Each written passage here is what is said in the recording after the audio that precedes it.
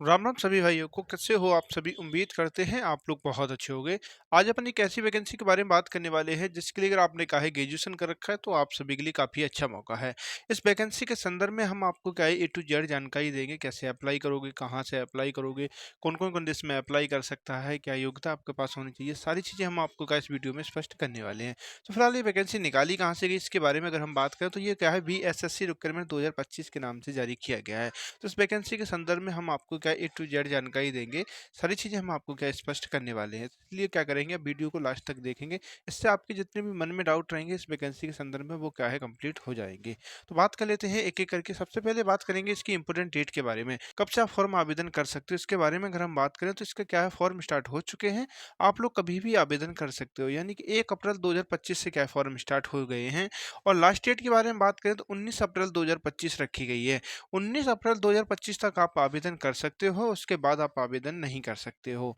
Total post की बात करें कितने पदों पर यह वैकेंसी निकाली गई है तो 682 पदों पर यह वैकेंसी निकाली गई है। काफ़ी ठीक ठाक पद निकाले गए हैं। 682 पद है। अगर ग्रेजुएशन से कोई वैकेंसी निकाली जाती है तो काफ़ी अच्छी पद पर वैकेंसी निकाली जाती है। और कहने का मतलब ये है कि इसमें जो पद रहता है वो काफ़ी पावरफुल यानी भौकाली पद रहता है। इसलिए यहाँ पदों की संख्या जो 682 दिख रही है काफ़ी ज़्यादा है, छोटी मोटी संख्या नहीं है। क्योंकि ग्रेजुएशन से अगर ऐसा पद अगर आ रहा है और 682 पदों पर ये वैकेंसी आ रही है तो अपने आप में काफ़ी बड़ी वैकेंसी मानी जाती है।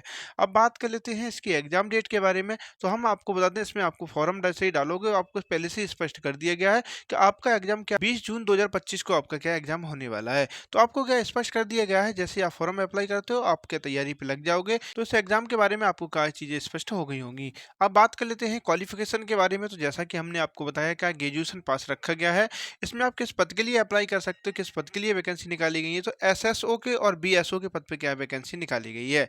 तो काफ़ी अच्छा पद होता है, काफ़ी रिस्पेक्टेड पद होता है, काफ़ी वकाली पद माना जाता है। तो इस पद के लिए वैकेंसी निकाली गई है तो काफ़ी अच्छा मौका है, आप लोग क्या ध्यान दे सकते हो। सैलरी के बारे में बात करें, कितनी सैलरी मिलेगी अगर आपका सिलेक्शन होगा तो इसमें ये ग्रेजुएशन से निकाली गई है तो इसका क्या है बेसिक पे ही काफ़ी बेहतरीन आपको दिख रहा है कि इसका बेसिक पे क्या है 44,900 रुपये से लेकर आपको 1,42,400 रुपये आपको क्या है इन हैंड मिलने वाला है। तो काफ़ी बेहतरीन सैलरी आपको क्या इसमें मिलने वाली है। काफ़ी अच्छा पद है, जैसा कि हमने आपको पहले ही बताया। सैलरी आपको दिख रही होगी काफ़ी अच्छी मिल रही है।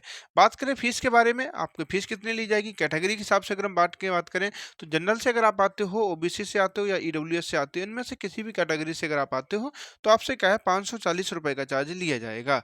अगर हम बात करें कोई कैंडिडेट SC ST या फीमेल या PWD अगर इस कैटेगरी से अगर आता है तो उससे क्या है 135 रुपये का चार्ज लिया जा रहा है। तो कैटेगरी के हिसाब से भी चीज़ें आपको स्पष्ट हो गई होंगी, किस कैटेगरी में आप आते हो उसी कैटेगरी की फीस के बारे में भी आपको क्या जानकारी हो गई होगी। ये वैकेंसी क्या है, ऑल इंडिया भारत के किसी भी राज्य से आप आते हो आवेदन कर सकते हो, कोई दिक्कत नहीं। ऐसा नहीं कि आप किसी पर्टिकुलर एक जैसे कि ये वैकेंसी बिहार राज्य से निकाली गई तो आप बिहार राज्य के हो वही अप्लाई करें, ऐसा बिल्कुल भी नहीं है। आप किसी भी राज्य से आप आते हो अप्लाई कर सकते हो, ठीक है। अब बात कर लेते हैं एज लिमिट के बारे में। एज लिमिट की कब से कब मानी जा रही है और इसकी काउंटिंग कब से की जा रही है तो 1/8/2024 से की जाएगी। 1/8/2024 अच्छे से ध्यान रखना, अभी क्यों 25 नहीं लेने। बहुत सारे कैंडिडेट सोचेंगे सर आपने 24 लिखा है 25, ऐसा नहीं है। इसमें क्या है 24 से गणना की जा रही है। तो इसलिए क्या करेंगे 1/8/2024 से आपकी क्या है मिनिमम एज क्या है 21 साल हो जानी चाहिए। और मैक्सिमम की बात करें तो मेल के लिए 37 साल रखी गई है और फीमेल के लिए क्या है 40 साल रखी गई है। तो 21 से 37 और 21 से 40 ये आपको उम्र में दी गई है। और बाकी जो चीज़ें आपको उम्र में छूट जो दी जाती हैं जिस प्रकार की, जैसे कि ओबीसी कैटेगरी से कोई कैंडिडेट है उसे यहाँ 3 वर्ष की आयु में छूट दी जाएगी, या कोई कैंडिडेट SC ST या फीमेल से है तो उसे यहाँ पर क्या है 5 वर्ष की आयु में अधिक छूट दी जाएगी। वही इसमें भी आपको हो रहा है, ठीक है। तो सारी चीज़ें आपको यहाँ पर क्या है स्पष्ट हो गई होंगी इसकी एज लिमिट के संदर्भ में। अब बात कर लेते हैं आगे इसके सिलेक्शन प्रोसेस के बारे में। अगर हम बात करें तो क्या सिलेक्शन प्रोसेस रखा गया है इसका, तो इस पे अगर हम देखें तो इसमें क्या है आपको पहला एक प्री आपका एग्जाम होगा और उसके बाद आपका मेंस लिया जाएगा। 2 एग्जाम आपके होने वाले हैं, ये चीज़ आपको क्या है स्पष्ट होना चाहिए। प्री और मेंस के जब आप प्री क्वालीफाई कर जाओगे तब आप मेंस में जाओगे, और मेंस में जब जाओगे तो उसके बाद आपके क्या है सारी चीज़ें होने के बाद आपका क्या होगा डीबी हो जाएगा। और डीबी के बाद जो कैंडिडेट जिस कैंडिडेट का डीबी हो जाएगा उसका अंतिम चयन मान लिया जाएगा। तो इस वैकेंसी के बारे में हमने आपको क्या है संपूर्ण जानकारी आपको क्या है स्पष्ट कर दी है।